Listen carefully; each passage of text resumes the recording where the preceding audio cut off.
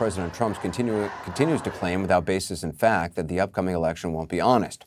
New York Times columnist Tom Friedman has decades of experience covering leaders worldwide who try to stay in power. He's also the author of the bestseller Hot, Flat, and Crowded, Why We Need a Green Revolution and How It Can Renew America.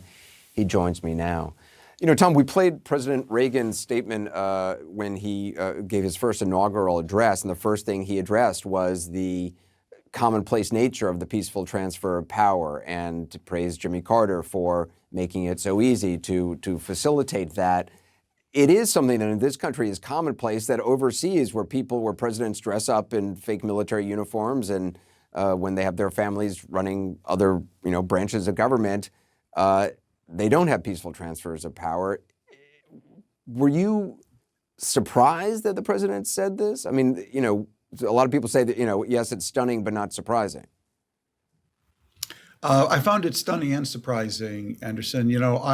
I began my career as a journalist covering Lebanon's second civil war in its history. And I'm terrified to find myself ending my career as a journalist covering America's potential second civil war in its history. You really believe that? Yeah, I think what happened in the last few days is a 6-alarm fire.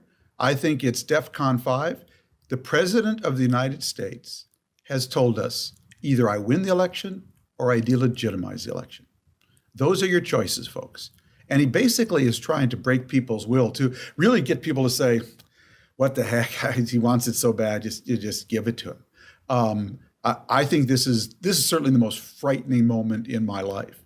It's frightening because of him. It's frightening because he's backed by a state-owned network. And it's terrifying because the Republican Party has become basically a political brothel that rents itself out by the night to whoever will energize its base, whether it was Sarah Palin or the Tea Party and now Trump. This is a party that went into its convention with no platform, and basically said, whatever Trump wants, we want.